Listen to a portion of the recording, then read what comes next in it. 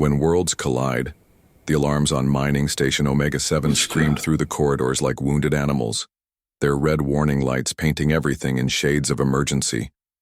Jake Morrison pulled his welding mask down and continued working on the damaged ore processor, his weathered hands steady despite the chaos erupting around him.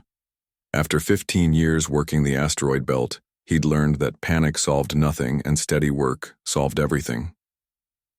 Morrison, get to the command center now. Commander Reeves' voice crackled through the comm system, cutting through the mechanical symphony of the station's distress signals. Jake set down his plasma torch and wiped the sweat from his forehead. The mining engineer had seen plenty of emergencies, out here in the void between Mars and Jupiter, from equipment failures to solar flares. But something about this felt different. The alarm pattern wasn't standard protocol. He made his way through the narrow corridors of the station, past other miners and technicians who looked just as confused as he felt. Omega-7 wasn't much to look at, just a collection of habitat modules and industrial equipment grafted onto a kilometer-wide asteroid. But it had been home for longer than anywhere else Jake had ever lived. The command center buzzed with activity when Jake arrived. Technicians hunched over sensor displays while Commander Reeves stood at the main viewport, staring out at something that shouldn't have been there. "What's the situation, Commander?" Jake asked, joining him at the reinforced window. Reeves pointed to a sleek, silvery object tumbling slowly through space about 2 kilometers away. It was clearly artificial, but unlike any human spacecraft Jake had ever seen. The hull seemed to flow like liquid metal, and strange symbols glowed along its surface with a soft blue light. "Unknown vessel appeared on our sensors 20 minutes ago," Reeves explained, his voice tight with tension. "No response to our hails, but we're detecting massive hull breaches. Life support is failing." Jake studied the alien craft with professional interest. Its design was beautiful in a way that human engineering rarely achieved, all flowing curves and organic shapes that seemed almost alive. But even from this distance, he could see the terrible damage it had suffered. Whatever had attacked, this ship had been thorough and brutal. "Any idea where it came from?" Jake asked. "Negative. It just appeared, like it dropped out of some kind of faster-than-light travel. The energy readings were off the charts for about 10 seconds, then nothing." Dr. Sarah Chen, the station's chief medical officer, hurried into the command center, carrying her emergency kit. Her usual calm demeanor was replaced by barely controlled excitement. "Commander, if there are survivors on that ship, they're not going to last much longer. The atmospheric readings show their life support systems are failing rapidly." Reeves crossed his arms, his expression grim.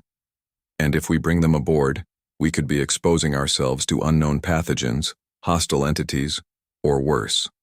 Protocol says we wait for the military." "Protocol says a lot of things," Jake said quietly, still watching the dying ship. "Doesn't say anything about letting people die when we could help them." The commander turned to face him. "Those aren't people, Morrison, they're aliens. We have no idea what they're capable of." Jake had worked with Commander Reeves for 8 years and respected the man's caution, but something about this situation felt wrong. Maybe it was the way the ship tumbled so helplessly, or the fact that its weapon systems appeared to be completely offline, but his instincts told him these weren't invaders. "Sir, with respect, they're dying. If they wanted to hurt us, they had 20 minutes to do it. Instead, their ship is falling apart." Dr. Chen nodded in agreement. "The medical oath doesn't distinguish between species, Commander. If there are injured beings on that vessel, I have a responsibility to help them." Before Reeves could respond, the communications officer called out from his station. "Sir, I'm picking up some kind of transmission from the alien ship. It's very weak, but the computer is attempting to translate." The main speakers crackled to life, filled with static and interference. Gradually, a voice emerged, speaking words in a language that sounded like music mixed with wind chimes. The translation system worked frantically to decode the meaning. "Help. Please. My daughter. She is innocent. Please." The voice was clearly female, filled with pain and desperate pleading. Even through the mechanical translation, the raw emotion was unmistakable. This was a mother begging for her child's life. Jake felt something twist in his chest. He'd never had children of his own, but the universal desperation in that voice transcended species barriers. This wasn't a warrior or an invader.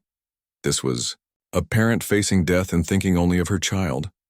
That settles it, he said, turning away from the viewport. I'm taking a rescue pod. Morrison, I cannot authorize. Then don't authorize it, Jake interrupted, already heading for the door. Mark it down as equipment malfunction if you have to, but I'm not listening to that woman die while we wait for bureaucrats to make decisions. Dr. Chen was right behind him. I'm coming with you. If there are injured beings, they'll need immediate medical attention. Commander Reeves called after them, but Jake was already in the corridor, making his way to the docking bay. He'd been a rescue swimmer in the Coast Guard before coming to the asteroid belt, and some instincts never died. When someone needed help, you helped them. Everything else was just politics. The rescue pod was a small, heavily shielded craft designed for emergency operations in the dangerous environment of the asteroid belt. Jake ran through the pre-flight checks with practiced efficiency, while Dr. Chen secured her medical equipment. Within minutes, they were drifting away from Omega-7 toward the alien vessel. Up close, the damage to the ship was even more horrific. Massive tears in the hull leaked atmosphere and debris into space, while entire sections of the vessel appeared to have been melted by some kind of energy weapon. Whatever these beings were running from, it had been determined to ensure none of them survived. There, Dr. Chen pointed to a section of the ship where the hull was relatively intact. I'm reading faint life signs in that area.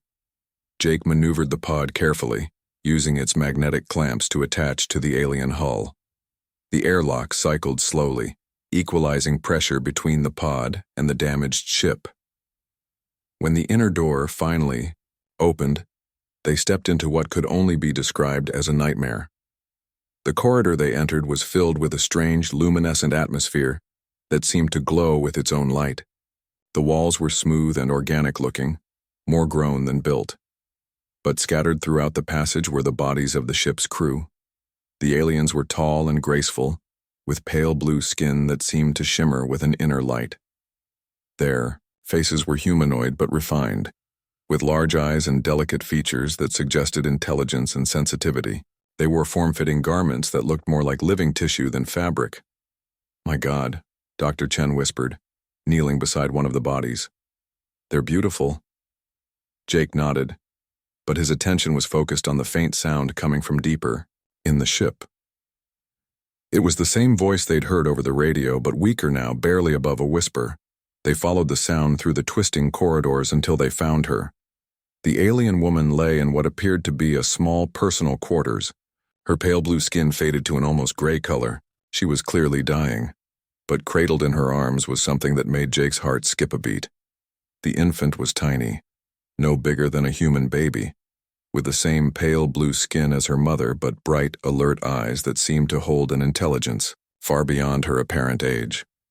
When she saw Jake and Dr. Chen, she didn't cry or show fear. Instead, she reached out with small hands, as if recognizing that help had finally arrived. The mother's eyes opened when they approached, and despite the obvious pain she was in, her face showed relief. She spoke in her musical language, and the translation device in Jake's suit worked to convert her words. Thank you for coming. I am Zara of the 7th House of Zephyr. My people. We are all dead. The Devourers found us. Destroyed our colony ship.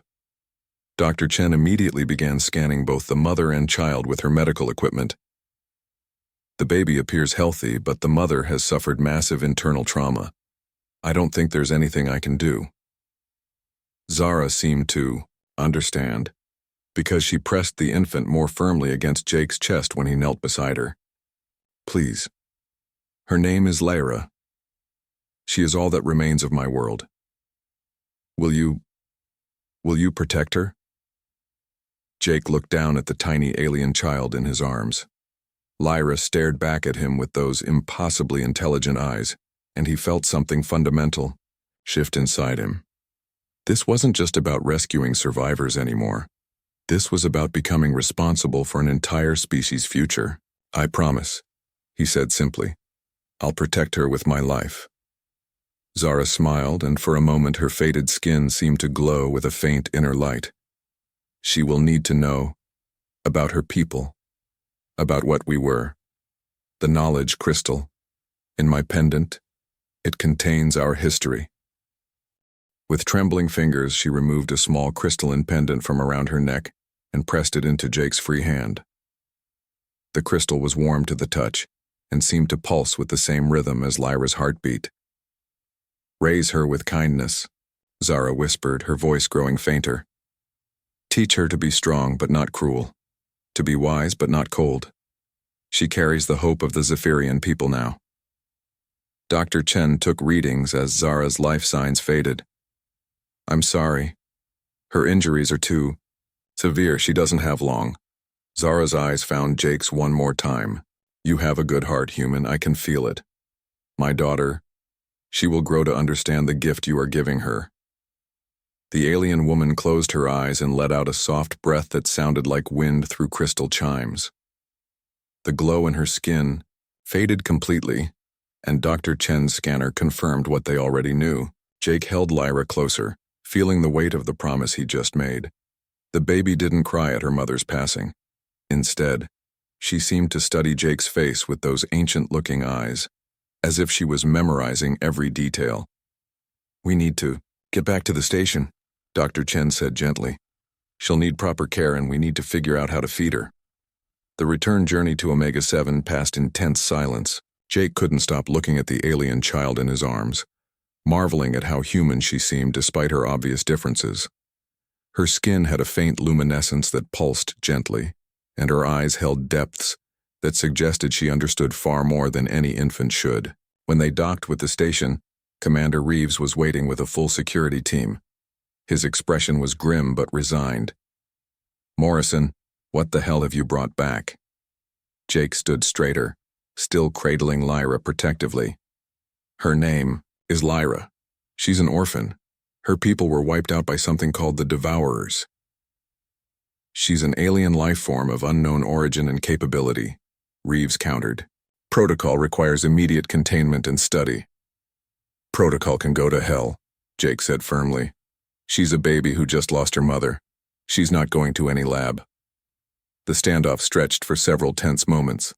Other station personnel had gathered to see the alien child, their expressions ranging from curiosity to fear to wonder. Lyra seemed to sense the tension in the room because she made a soft sound and reached up to touch Jake's face with her tiny hand. The gesture was so purely innocent and trusting that several of the watching miners softened visibly. Whatever else she might be, Lyra was clearly just a frightened child who had lost everything. Dr. Chen stepped forward. "Commander, I've run every scan I can think of. She's not carrying any pathogens dangerous to humans, and she doesn't appear to have any offensive capabilities. She's just a baby. A baby with unknown alien physiology," Reeves pointed out. "What happens when she grows up? What if she develops dangerous abilities?" Jake felt Lyra's small hand grip his finger with surprising strength. "Then I'll deal with that when it happens. Right now, she needs someone to take care of her, and I made a promise." The debate continued for hours, involving multiple calls to Earth Command and various government agencies. Jake refused to let Lyra out of his sight, and gradually other station personnel began taking his side. There was something about the alien child that inspired protective instincts across species lines. Finally, after what felt like an eternity of bureaucratic wrangling, Jake was granted temporary custody, while various agencies argued over jurisdiction. It wasn't much, but it was a start. That night, as Jake sat in his quarters with Lyra sleeping peacefully in his arms, he wondered what the hell he'd gotten himself into. He was a mining engineer, not a parent, and certainly not equipped to raise an alien child whose people had been wiped out by unknown horrors. But as he looked down at Lyra's peaceful face glowing faintly in the dim light of his quarters, Jake knew he'd made the right choice. Whatever challenges lay ahead, whatever bureaucratic battles he'd have to fight, whatever unknown dangers might emerge from the depths of space, he would keep his promise. He would protect her with his life and raise her to be everything her mother had hoped she could become. The future was uncertain, but for the first time in years, Jake Morrison had something worth fighting for. Outside his viewport, the alien ship continued its slow tumble through space, a tomb carrying the remains of an entire civilization. But inside that small quarters on a human mining station, the future of the Zephyrian people slept peacefully, in the arms of a man who had chosen compassion over caution. The bond between human and alien had been forged in tragedy and sealed with a promise. Neither Jake nor Lyra could have imagined how that bond would one day change the fate of two species. Between two worlds, 15 years had passed since that fateful day on Omega 7, and Jake Morrison stood in the kitchen of their small home on Europa, watching his adopted daughter struggle with something that should have been simple. Lyra sat at the breakfast table, her pale blue skin glowing softly in the morning light, staring at a glass of orange juice with an expression of intense concentration. "It's just orange juice, kiddo," Jake said gently, settling into the chair across from her. "You don't have to analyze its molecular structure." Lyra looked up at him with those remarkable violet eyes that seemed to hold galaxies within them. At 15, she had grown into a striking young woman, tall and graceful like her mother, but with an inner strength that reminded Jake of himself. Her luminescent skin had darkened slightly over the years, taking on a more vibrant blue hue that shifted subtly with her emotions. "I'm not analyzing it," she said, though the slight defensiveness in her voice suggested otherwise. "I'm just thinking."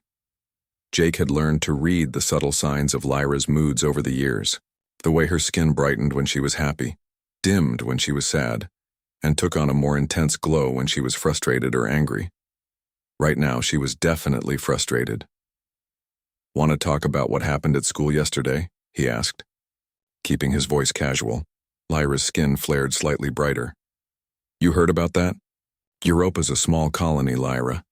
When the only Zephyrian teenager in the solar system gets into a fight at school, people talk."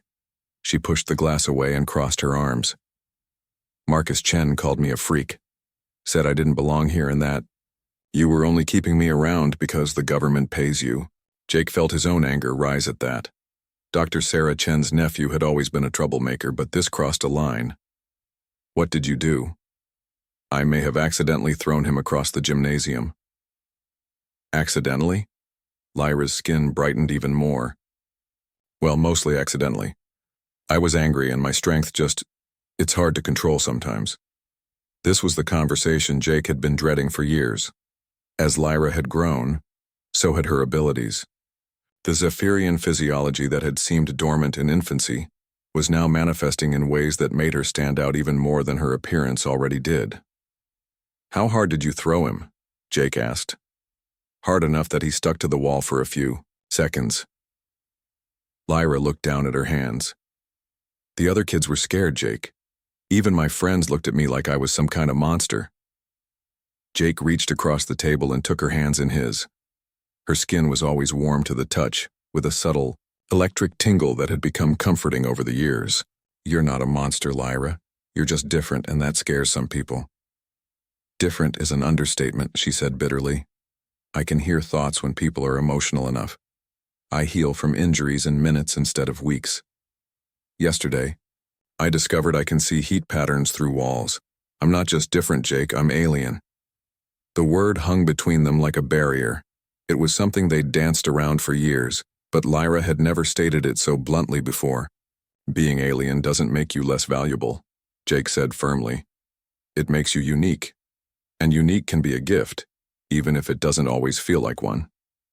Lyra pulled her hands free and stood up, pacing to the window that looked out over Europa's ice plains. The Jovian moon had been their home for the past 5 years, ever since the attention from various government agencies had become too intense on Earth. "Sometimes I dream about things," she said quietly. "Places I've never been, people I've never met.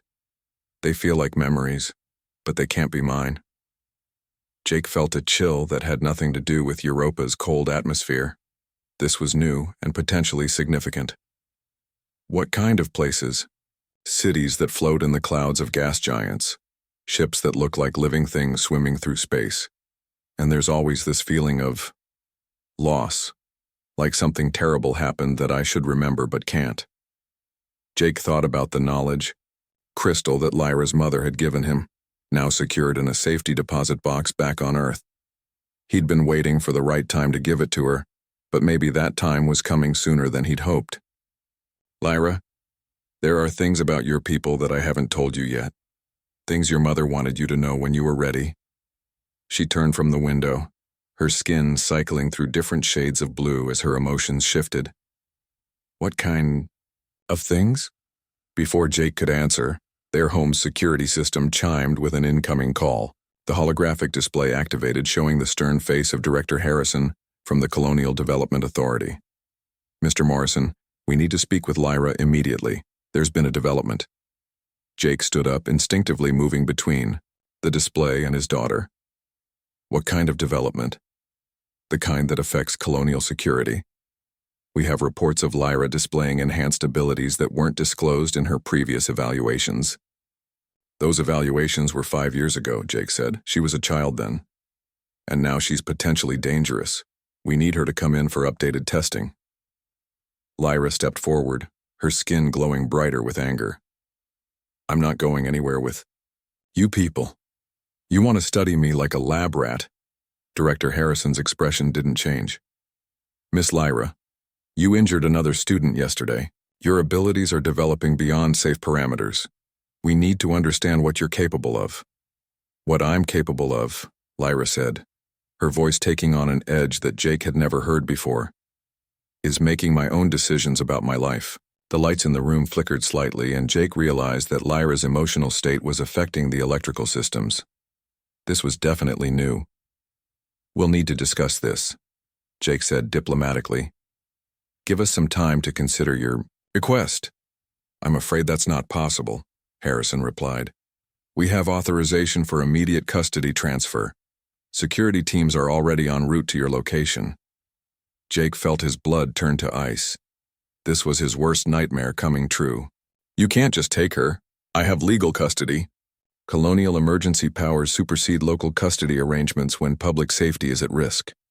Lyra's skin was now blazing with light, and the electrical fluctuations in the room were becoming more pronounced.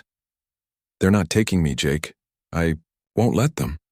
Jake could see the fear beneath her anger, the same fear he'd seen in her infant eyes all those years ago. But now she had the power to do something about it, and that made the situation exponentially more dangerous. Lyra, calm down, he said gently. We'll figure this out. No, she said, backing toward the rear of the house. I can hear them coming. 3 vehicles, 12 people, all armed with stun weapons. They're surrounding the house. Jake cursed under his breath. Enhanced hearing was apparently another ability she'd developed. How can you possibly know that? I can feel their heartbeats through the ground vibrations. It's like echolocation, but with emotions and bioelectric fields. This was far beyond anything Jake had imagined. Lyra wasn't just physically enhanced. Her sensory capabilities were developing into something almost supernatural. The sound of vehicles outside confirmed her assessment. Jake made a decision that would change both their lives. Pack light and fast, he told her. We're leaving. Where can we go that they won't find us? Jake thought about the old mining contacts he still had throughout the outer system. People who owed him favors and didn't ask too many questions. I know a place, but we have to move now. Lyra nodded and headed for her room while Jake gathered essential supplies and data chips containing all of Lyra's medical records and legal documents. He also grabbed the small case containing her mother's knowledge crystal. If they were going into hiding, she'd need to understand her heritage completely. They met at the back door as the security teams reached the front of the house. Jake had disabled the internal monitoring systems, but it wouldn't take them long to realize their quarry had escaped. The transport shed, Jake whispered, leading Lyra through the ice gardens behind their home. They reached his personal shuttle just as the security teams breached the front door. Jake started the engines while Lyra strapped herself in, her skin still glowing with barely controlled energy. Where are we going? She asked as they lifted off. Titan, Jake replied, piloting the shuttle low over the ice plains to avoid detection. I have a friend there who runs an independent research station. David Kim owes me more favors than he can count." As they fled into space, Lyra stared back at the home they were leaving behind. "I'm sorry, Jake. This is all my fault." "No," Jake said firmly. "This is the fault of people who see you as a thing to be controlled instead of a person to be protected. You didn't choose to be born with these abilities, but I chose to use them. I could have walked away from Marcus yesterday instead of throwing him into a wall." Jake glanced at his daughter, seeing the guilt and self-doubt in her expression. "Lyra, you're 15 years old. When I was your age, I got into plenty of fights, and I didn't have enhanced strength as an excuse. The difference is that when I screwed up, there weren't government agents trying to lock me away." They traveled in silence for several hours, using routes through the outer asteroid belt that Jake knew from his mining days. Lyra spent most of the time staring out at the stars, her skin gradually dimming as she calmed down. "Jake," she said finally, "what did my mother tell you about my people?" "Really?" Jake engaged the autopilot and turned to face her fully. "She said you were all that remained of your world, that something called the Devourers had destroyed your colony ship and killed everyone else. The dreams I've been having, I think they might be genetic memories, images of my people's history somehow encoded in my DNA." This was getting into territory that was far beyond Jake's understanding. "What do you see in these dreams?" "War," Lyra said simply. "Endless war against creatures that consume entire worlds. My people weren't just refugees, Jake. They were the last survivors of a genocide that spanned galaxies." Jake felt a chill of premonition. If Lyra's dreams were accurate, then her developing abilities might not be random mutations. They might be the reemergence of traits her people had evolved to fight against extinction. "There's something else," Lyra continued. "In the dreams, I'm not just watching, I'm leading. Like these memories belong to someone important, someone who was supposed to do something crucial." Before Jake could respond, the shuttle's proximity alarms activated. 3 Colonial Authority interceptors had appeared on their sensors, closing fast. "They found us," Lyra said, her skin brightening again. "I can feel the pilot's determination from here. They're not going to let us reach Titan." Jake pushed the shuttle's engines to maximum, but the interceptors were faster and more maneuverable. Within minutes, they would be in weapons range. "Jake," Lyra said quietly, "I think I can stop them." "What do you mean?" She was staring at the display showing the approaching ships, her eyes taking on an inner light that Jake had never seen before. "I can feel their electrical systems, the same way I affected our house lights. If I concentrate." "Lyra, no. You don't know what that might do to the pilots. I can be careful. Just disrupt their engines, not their life support." Jake wrestled with the decision. If they were captured, Lyra would disappear into some government facility, and he'd never see her again. But if she used her abilities to attack Colonial Authority ships, she'd be branded as a terrorist. The decision was taken out of his hands when the interceptors opened fire. Warning shots, designed to disable rather than destroy, but the message was clear. "Hold on," Jake said, throwing the shuttle into evasive maneuvers. But instead of complying, Lyra closed her eyes and extended her hands toward the display. Her skin blazed with light so intense that Jake had to look away. On the sensors, the 3 interceptors suddenly went dark. Their engines shut down, their weapons powered off, and they began drifting helplessly in space. "Life support is still functional," Lyra reported, her voice strangely calm. "The pilots are unharmed, just stranded until rescue arrives." Jake stared at his daughter in amazement and growing concern. The abilities she was manifesting were far beyond anything he'd imagined possible. If she could disable military spacecraft with her mind, what else might she be capable of? "How did you do that?" he asked. "I'm not entirely sure," Lyra admitted, her skin gradually returning to normal. "It felt like reaching out and touching their electrical systems, like they were extensions of my own nervous system." They reached Titan without further incident, but Jake knew their troubles were far from over. Lyra's abilities were developing rapidly, and with them came responsibilities and dangers that neither of them fully understood. As they approached David Kim's research station, hidden in Titan's dense atmosphere, Jake made another decision that would shape their future. "Lyra, when we land, I'm going to give you something that belonged to your mother. It contains the history of your people, and I think it's time you learned who you really are." Lyra nodded, her expression serious beyond her years. "I think I'm ready. The dreams are getting stronger, and I need to understand what they mean." Jake looked out at the orange clouds of Titan swirling around them and wondered what they would find in that crystal. But whatever secrets it contained, he knew that Lyra would face them with the same courage and determination that had carried her through 15 years of being the only one of her kind. The girl he'd rescued as an infant was growing into something extraordinary, and Jake was beginning to suspect that her destiny lay far beyond the confines of the solar system. The question was whether humanity was ready for what she might become. A message from the stars. The research station hidden in Titan's clouds was a marvel of human engineering, suspended in the dense atmosphere by a combination of magnetic fields and atmospheric processors. Dr. David Kim had built it as a refuge for scientists who wanted to pursue research without government interference, and over the years it had become home to some of the most brilliant minds in the solar system. Jake and Lyra had been living there for 3 months now, officially as research assistants but really as refugees from the colonial authorities' increasingly aggressive attempts to locate them. Lyra had thrown herself into learning everything she could about xenobiology and theoretical physics, while Jake helped maintain the station's complex systems. It was during one of Lyra's study sessions that everything changed.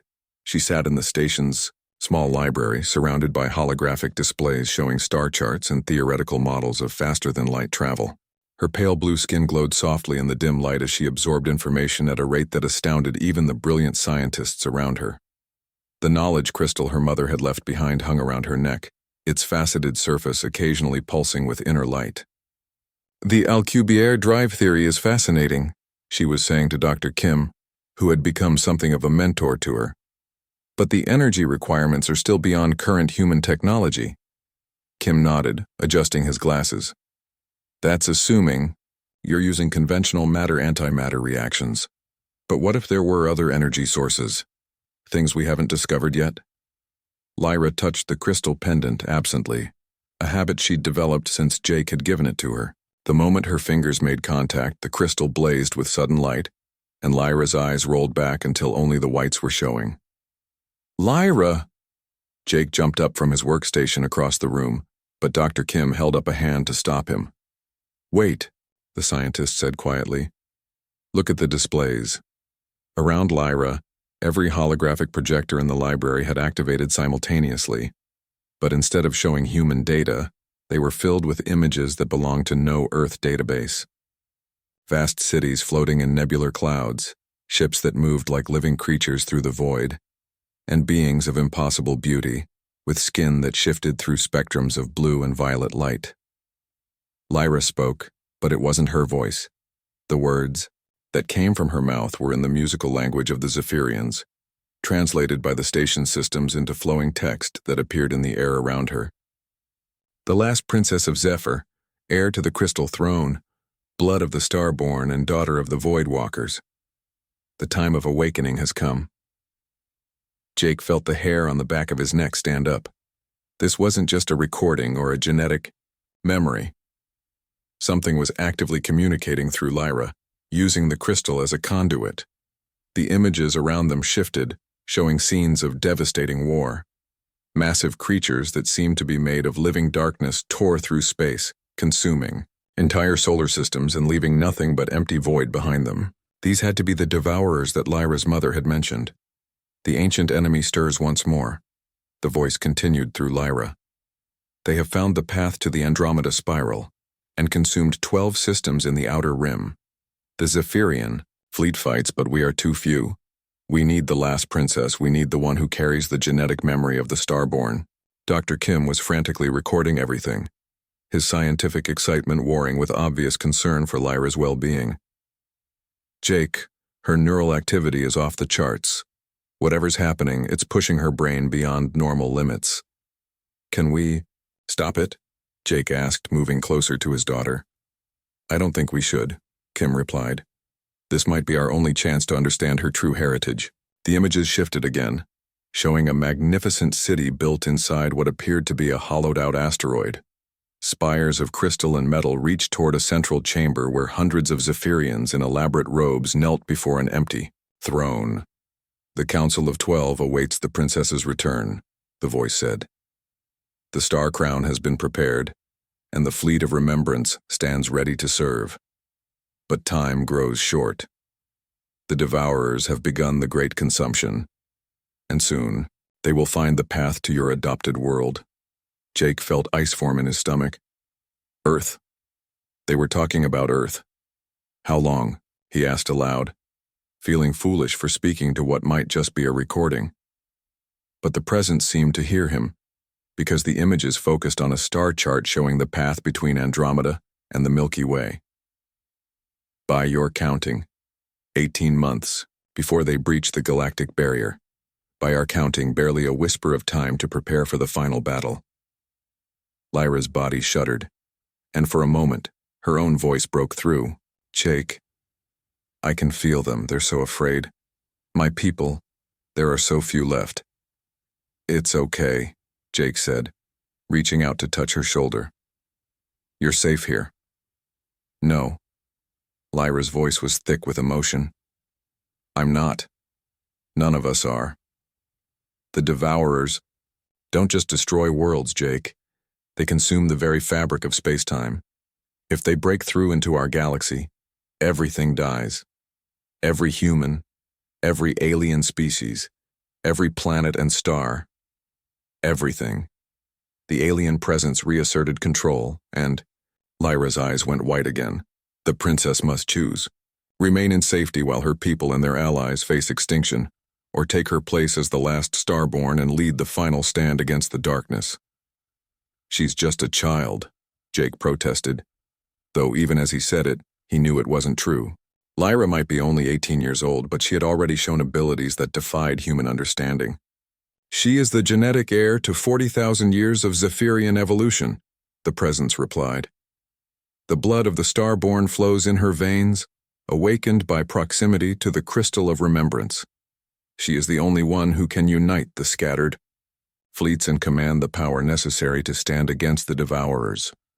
Around them, the images showed fleets of ships unlike anything in human space, vessels that seemed to be grown rather than built, their hulls pulsing with organic light, and commanding them all was a figure that looked remarkably like Lyra, but older and dressed in robes that seemed to be woven from starlight itself. This is her destiny, the presence continued, as it was her mother's destiny to preserve the bloodline by fleeing to human space when all seemed lost.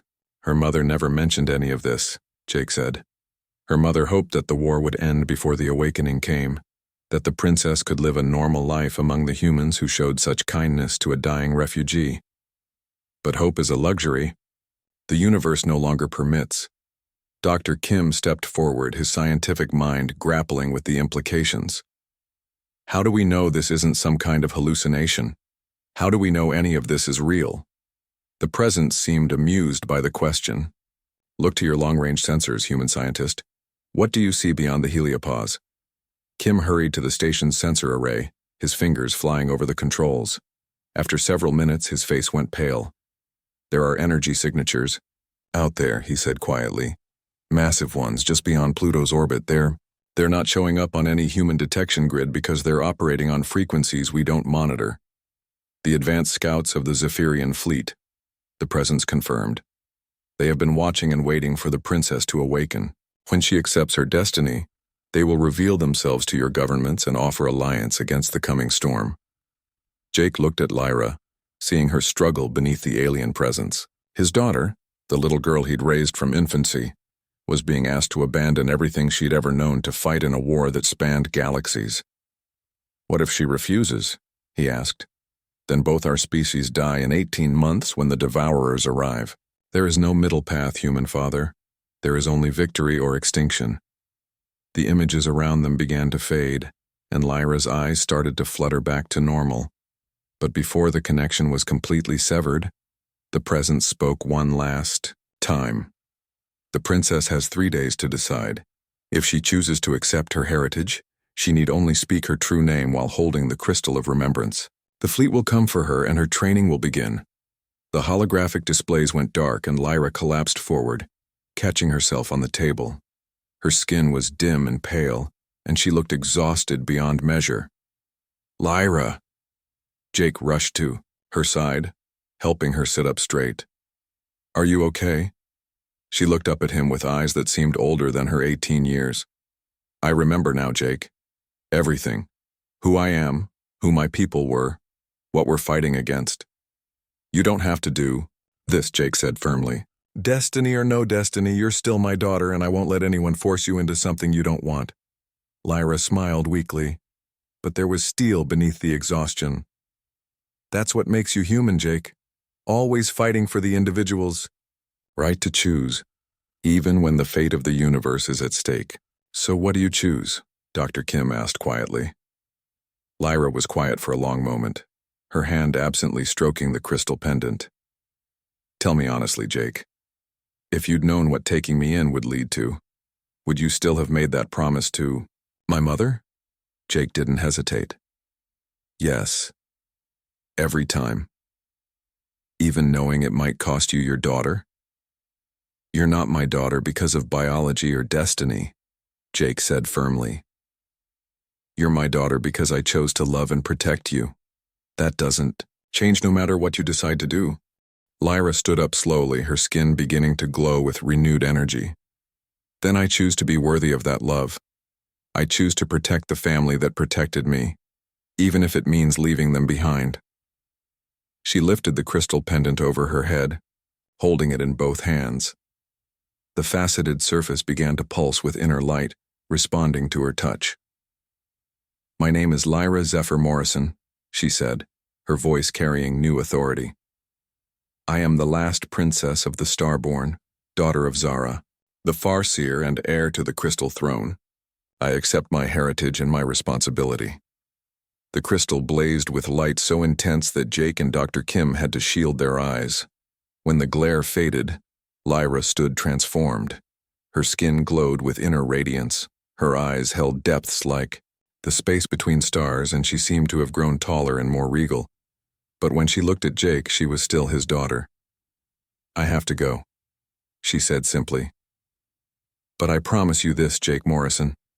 When I come back, it will be to a universe where humans and Zephyrians can live in peace, where children like I was can grow up without fear of ancient horrors consuming everything they love.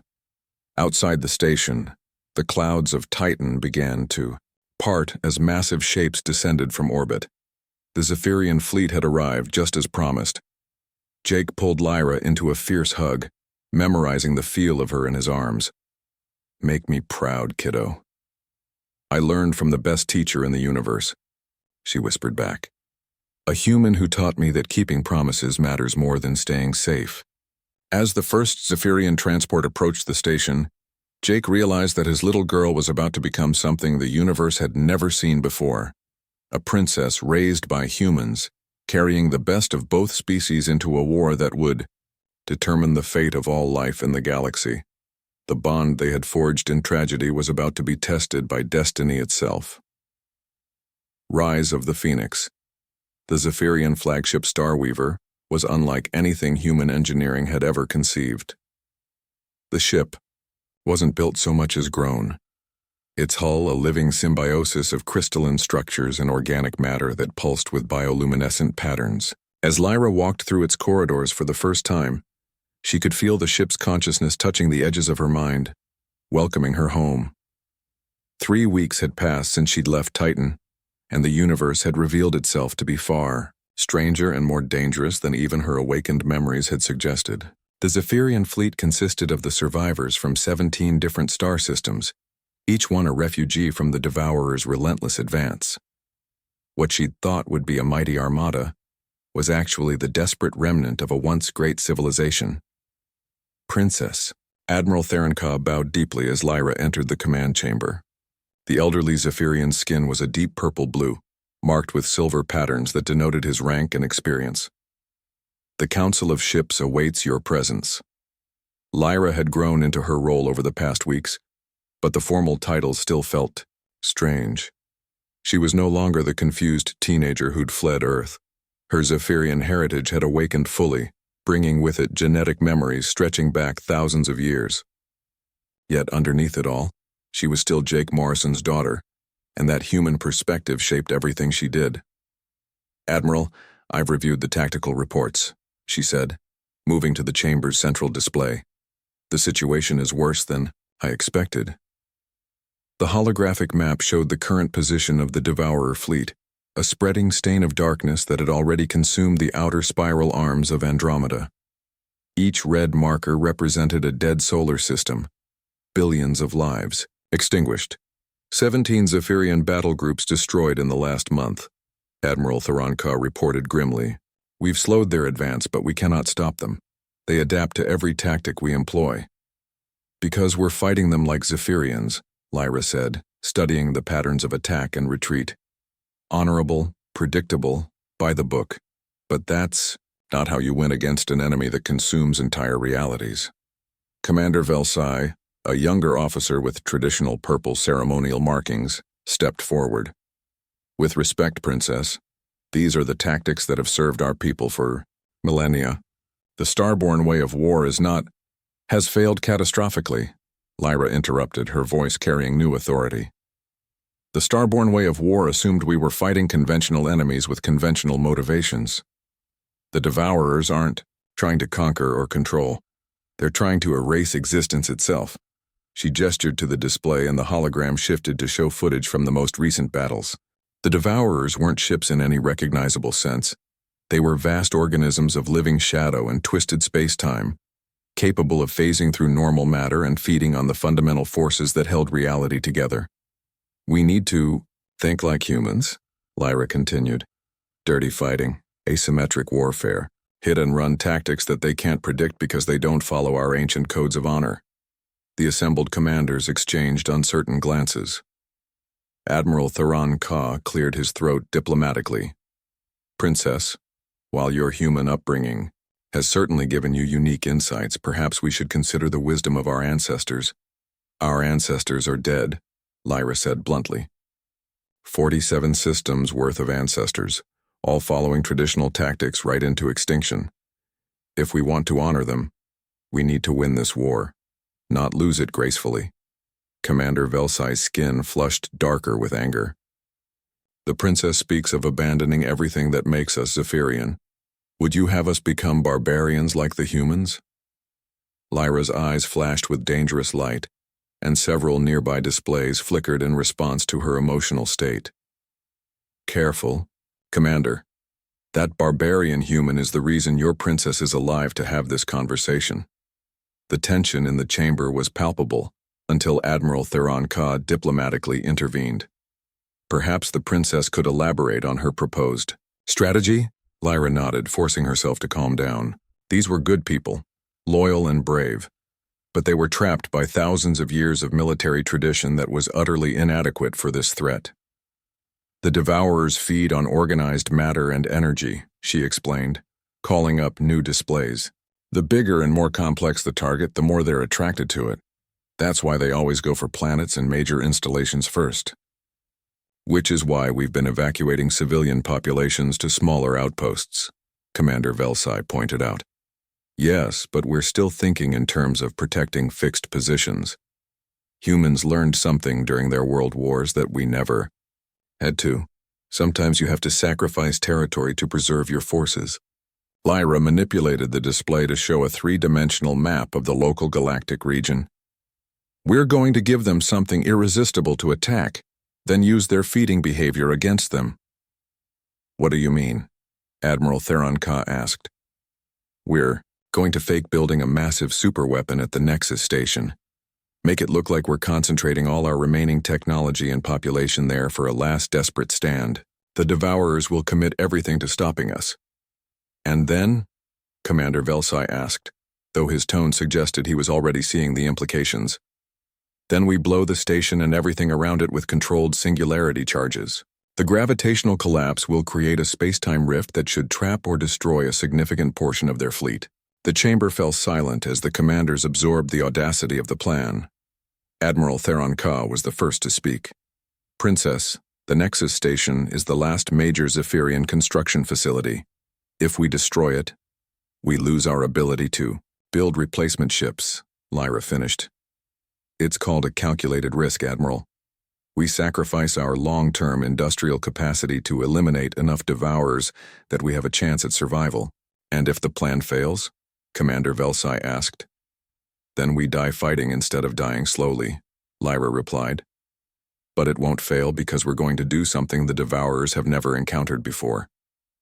She gestured, and the display showed the current positions of all remaining Zephyrian forces scattered across dozens of star systems. We're going to coordinate this attack using human tactical doctrine. No grand fleet movements they can track, no honorable challenges or formal declarations of war. We hit them with everything we have all at once from directions they don't expect. Over the following days, Lyra threw herself into battle planning with an intensity that amazed the veteran commanders. Her human upbringing had given her a perspective they'd never encountered, the ability to think like prey that refused to accept its fate. Jake's lessons echoed in her mind as she worked. Sometimes the only way to win is to change the rules of the game, he'd told her once when she was struggling with a particularly difficult math problem. Don't accept the limitations other people put on you. The plan that emerged was audacious to the point of madness. 17 separate fleet groups would approach the Nexus Station from different vectors, using stealth technology and debris fields to mask their approach. Meanwhile, Lyra herself would take a small force directly to the station to oversee the final preparations. You're certain about the singularity charges? Admiral Theron Ka asked during one of their final planning sessions. Lyra nodded, though the decision weighed heavily on her. The theoretical models are sound. A controlled collapse should create a localized space-time distortion that the devourers can't phase through or consume. It's their one weakness. They exist partially outside normal reality, which makes them vulnerable to gravitational anomalies. And if the calculations are wrong, Commander Velsai pressed. Then we create a black hole that swallows half the sector, Lyra admitted. But given the alternative is total extinction, I'd call that an acceptable risk. The execution of the plan began 2 weeks later. Lyra stood on the bridge of the Starweaver, watching as the Nexus Station grew larger on the main display. The massive facility was a testament to Zephyrian engineering, its crystalline spires reaching out into space like the branches of some cosmic tree.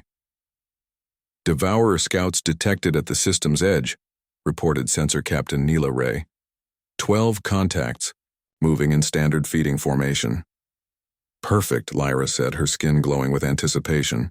They're taking the bait. Begin Phase 2. Across the system, hidden Zephyrian forces began broadcasting false signals, creating the illusion of a massive military buildup around the station. Energy signatures suggested the construction of weapons that could threaten the Devourers on a scale they'd never faced before. The response was immediate and overwhelming. Within hours, the system was flooded with Devourer forces, their dark forms blocking out entire star fields as they converged on what they perceived as an existential threat. By the stars, Admiral Theron Ka breathed, watching the tactical display. There are hundreds of them. More than we've ever seen in one place, Lyra agreed, which means our plan is working. The Devourers attacked with their usual relentless efficiency, but for the first time in the war they were walking into a trap. The Zephyrian forces scattered throughout the system waited until the enemy was fully committed before revealing themselves. All units, execute Phoenix Protocol, Lyra commanded. What followed was unlike any battle in Zephyrian history.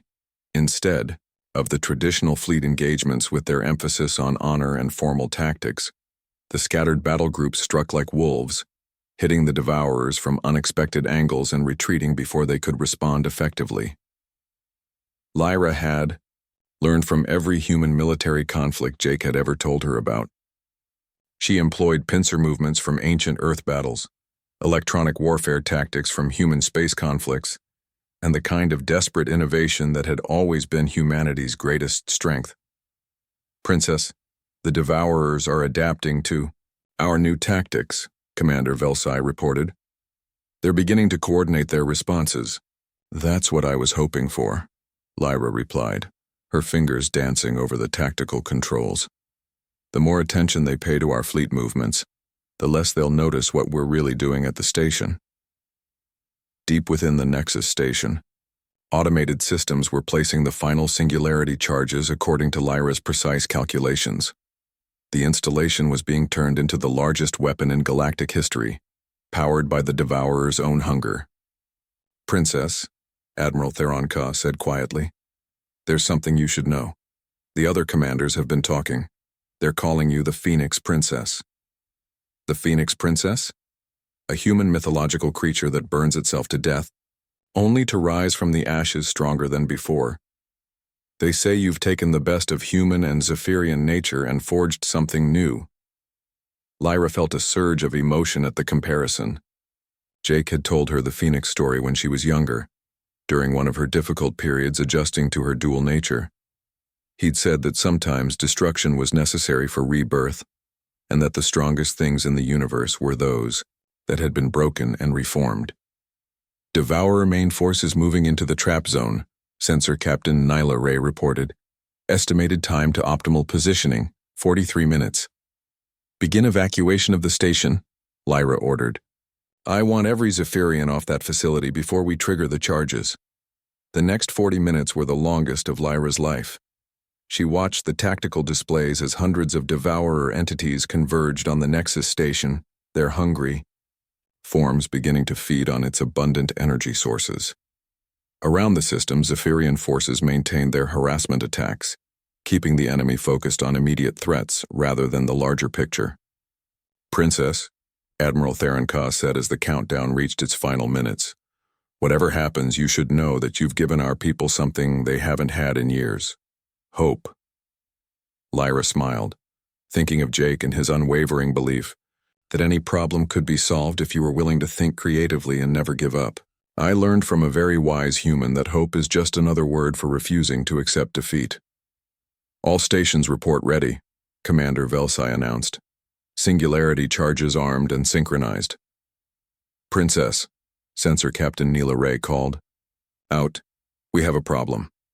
Long-range sensors are detecting additional Devourer forces approaching from outside the system. Massive ones. Lyra felt her blood run cold as she studied the new contacts. These weren't the relatively small entities they'd been fighting. These were the size of moons, ancient Devourers that had been feeding for millennia. The Alpha Devourers, she whispered. They've come to investigate personally. If those massive entities entered the system before they triggered the trap, the singularity charges wouldn't be enough. They needed more power, more destruction, more of everything. Lyra made a decision that would have horrified her Zephyrian advisors and made Jake Morrison proud. New plan, she announced. We're not just destroying the station, we're collapsing the entire system's primary star. Princess, that's impossible, Admiral Theronka protested. The energy requirements alone. Not impossible, Lyra interrupted, her mind racing through calculations. Insane, yes. Impossible, no. If we detonate the singularity charges in sequence with the star's core fusion reactions, we can trigger a controlled supernova. That will destroy everything in the system, including us, Commander Velsai pointed out. No, Lyra said, calling up new navigation charts. We have exactly 17 minutes after detonation before the shockwave reaches the outer system. Plenty of time to jump to hyperspace if we're already moving. She could see the doubt in their faces, but also the growing realization that it might actually work. The plan was audacious beyond belief, but it was also the kind of desperate innovation that had allowed humans to survive against impossible odds throughout their history. All ships, begin acceleration toward jump points, Lyra commanded. We're going to give the Devourers the biggest surprise in galactic history. As the Zephyrian fleet began moving toward the system's edge, Lyra prepared to trigger the most destructive weapon ever conceived. The knowledge that this plan could backfire catastrophically didn't diminish her resolve. Jake had taught her that sometimes you had to risk everything to save anything. Detonation in 10 seconds, she announced, her hand hovering over the activation control. Around the system, hundreds of devourer entities continued their feeding, completely unaware that they were about to become part of the largest explosion in recorded history.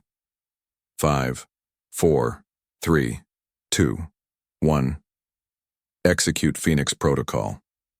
Lyra pressed the control and the Nexus station disappeared in a flash of light that briefly outshone the system's star. For a moment, nothing seemed to happen. Then the singularity charges synchronized with the star's fusion core, and the impossible became reality. The star began to collapse and then explode outward in a controlled supernova that caught every devourer in the system. The ancient entities that had consumed countless worlds found themselves trapped in a gravitational maelstrom that even their reality-bending abilities couldn't escape. As the Star Weaver jumped to hyperspace just ahead of the expanding shockwave, Lyra watched the tactical displays show the destruction of the largest devourer force ever assembled. The Phoenix Protocol had worked beyond her wildest expectations. "Princess," Admiral Theron Ka said quietly, "you've just changed the course of the war." Lyra nodded, feeling the weight of what she'd accomplished. She'd taken the desperate courage Jake had taught her and combined it with Zephyrian technology to create something unprecedented. The Devourers had learned that their prey could bite back, but even as she celebrated this victory, Lyra knew the war was far from over. The Phoenix Protocol had bought them time and hope, but the real battle for the galaxy's survival was just beginning. She was no longer just the last princess of the Zephyrians. She was the Phoenix Princess, risen from the ashes of two civilizations to forge a new path forward.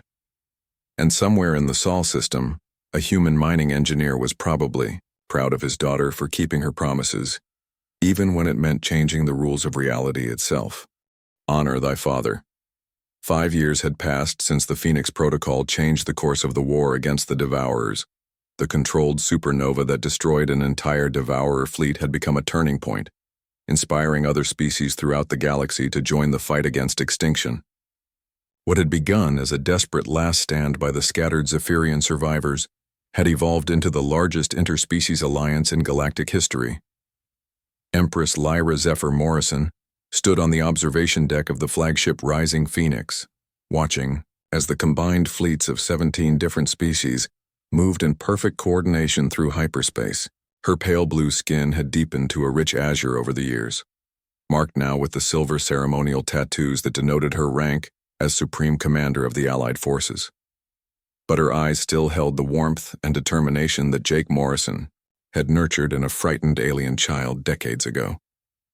"Final approach to the Sol system in 30 minutes, Empress," reported Admiral Theron Ka, now her chief military advisor. The years of war had aged him, but his loyalty to the Phoenix Princess had never wavered. "Any word from Earth Command about our arrival?" Lyra asked, though she kept her voice professionally neutral. Inside, her emotions were churning with anticipation and nervousness. "Chancellor Harrison sends his compliments and confirms that the joint victory celebration is prepared. The leaders of all major human colonies will be in attendance." Lyra nodded, but her thoughts weren't on political ceremonies.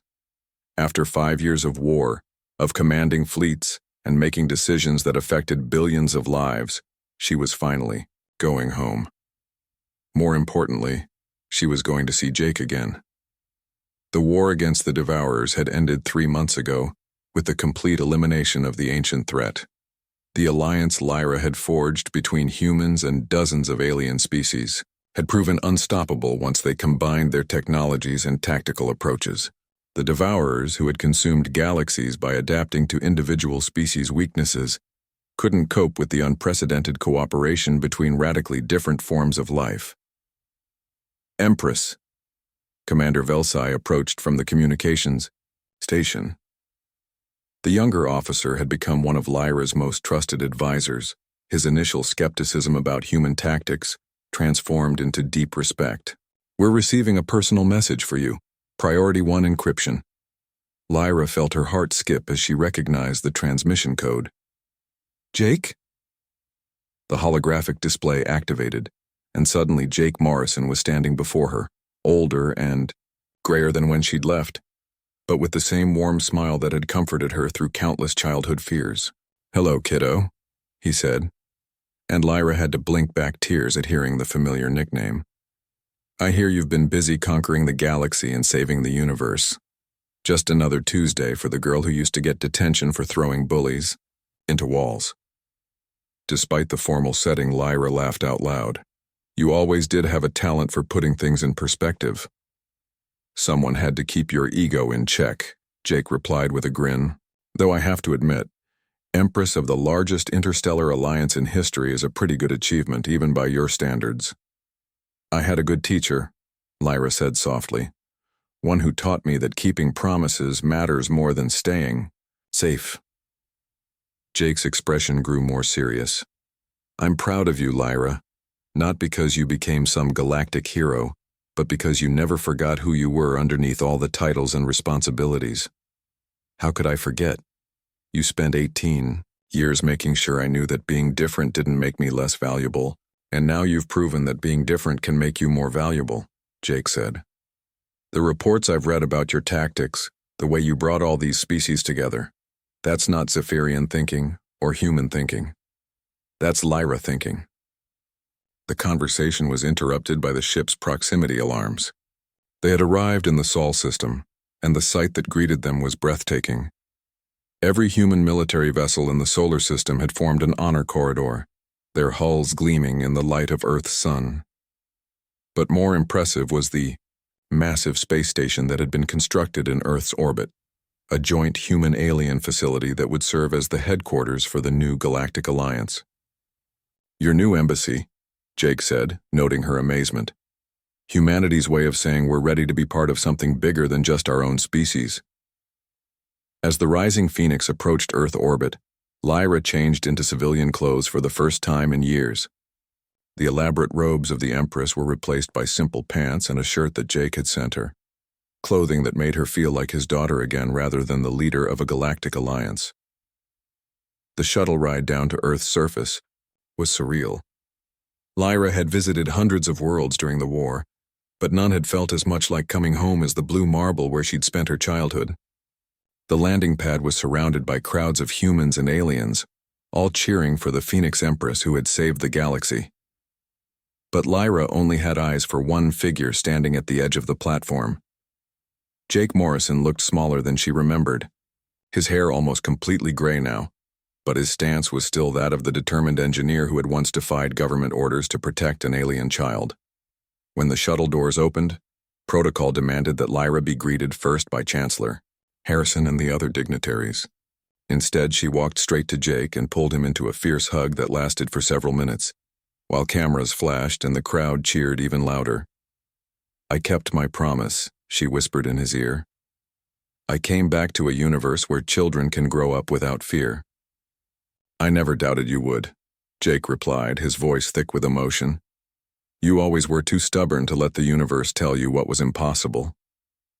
The formal ceremonies that followed were everything Lyra had expected. Speeches about galactic cooperation, the signing of alliance treaties, and endless photo opportunities with various leaders and dignitaries.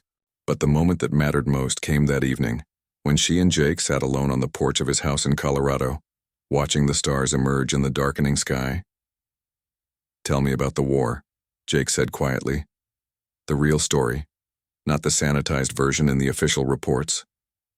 Lyra was silent for a long moment, organizing thoughts about 5 years of battles across dozens of star systems. It was harder than anything I'd ever imagined, but also simpler in some ways. Every decision came down to the same question. What would you do if you were trying to protect your family? And that worked. It worked because the other species could understand that motivation, even when they couldn't understand each other. A Rigelian mother protecting her young isn't that different from a human parent doing the same thing. Once we all started thinking in terms of family instead of species, cooperation became natural. Jake nodded, understanding the deeper implications. "You turned a war of survival into a war of protection. I turned it into what you taught me it should be, people taking care of each other because that's what decent beings do." They sat in comfortable silence for a while, watching the alien, ships moving across the night sky like new constellations. Finally, Jake spoke again. So what happens now? You've got a galaxy to run, and I imagine they'll want their Empress back soon. Lyra smiled, pulling out a small device that projected a holographic display. Actually, I've been working on that. See, I remembered something you told me once about the difference between being a leader and being a boss. The hologram showed the organizational structure of the new Galactic Alliance. Instead of a single centralized authority, it was designed as a federation of autonomous regions, each maintaining their own cultural identity while cooperating on mutual defense and scientific advancement. The Alliance doesn't need an empress, Lyra explained. It needs a coordinator, someone to help facilitate communication and cooperation between species that might not otherwise understand each other. Someone who spent her whole life being between two worlds. That sounds like a full-time job, Jake observed. It is. But it's also a job that can be done from anywhere with good communications equipment. Lyra gestured toward the mountains surrounding them. I was thinking maybe from a quiet place where someone could teach me how to be human again during my time off. Jake stared at her for a moment, then began to laugh. You want to move back home? The Empress of the Galaxy wants to live in a cabin in Colorado? The Phoenix Princess wants to live with her father, Lyra corrected. The Empress is just my day job now. Jake pulled her close, and Lyra realized that despite all the titles and responsibilities, all the battles won and civilizations saved, this was what mattered most. She was still Jake Morrison's daughter, the frightened alien child he'd promised to protect with his life. Welcome home, kiddo, Jake said softly. Your room's exactly the way you left it.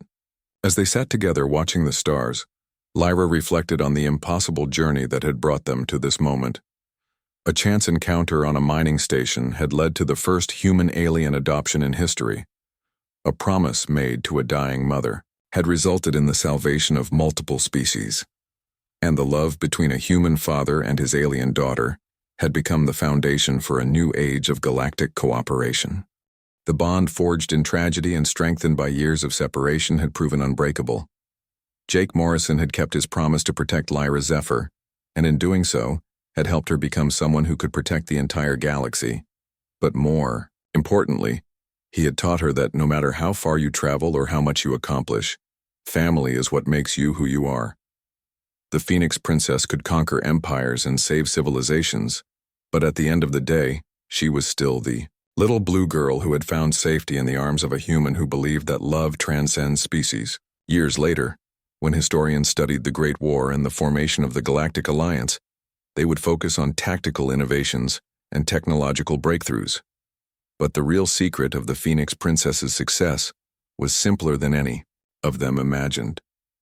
She had learned from Jake Morrison that the most powerful force in the universe isn't energy or technology or even hope. It's the determination to keep the promises you make to the people you love, no matter what the cost. And in a galaxy full of species learning to trust each other for the first time, that lesson had made all the difference. The stars shone down on the small house in Colorado where an aging human engineer and his alien daughter sat together, proving that family isn't about biology or species or even the same planet of origin. Family is about the choice to love and protect each other, no matter what the universe throws at you. Jake Morrison had made that choice for a dying alien infant, and in return, she had saved the galaxy. It seemed like a fair trade,